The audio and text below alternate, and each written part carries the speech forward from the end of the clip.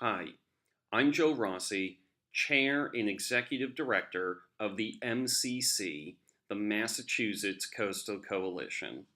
Recently, a local Boston news channel released an incomplete investigative report about buildings receiving multiple claims payouts on their flood policies under the National Flood Insurance Program, the NFIP, the federal government's flood program, which writes most of the nation's flood policies. In the story, key facts are wrong or not included.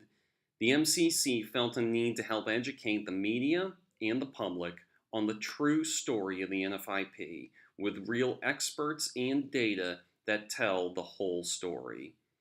The investigative report states that taxpayers have been paying for flood claims under the NFIP. This is not true. The NFIP is not run at the taxpayer's expense. All losses paid by the NFIP are paid by flood policyholders and not taxpayers.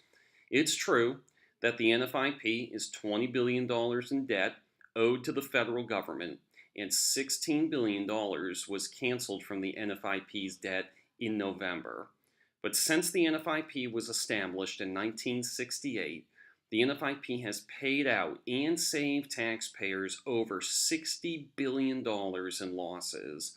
While you can argue a $16 billion debt cancellation was taxpayer funded, it's hard to ignore the fact that taxpayers have a long way to go until the NFIP is truly indebted to them.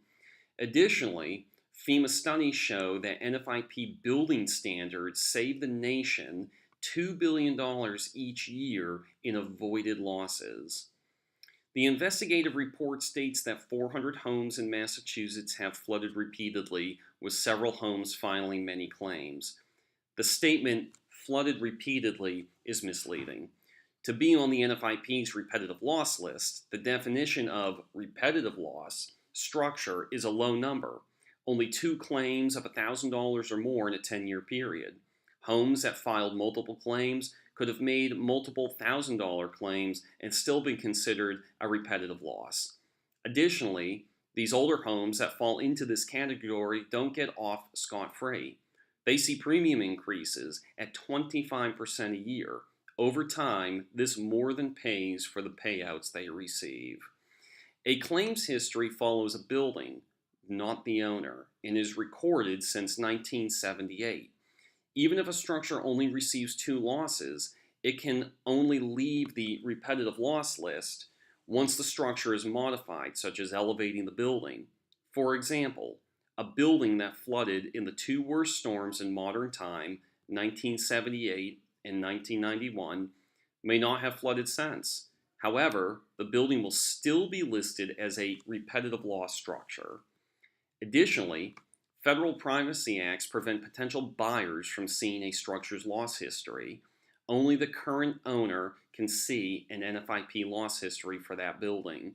If a structure was last flooded in 1991, then sold several times, the current owner may not know that filing another claim will cause the building to become a repetitive loss structure. Claims need to be taken on their own merit. It may have made sense at the time to file a claim without understanding what previous claims may have been for under various owners. There are plenty of issues with the NFIP. It's not designed to deal with catastrophic events. Some structures do file excessive claims, and a few on purpose.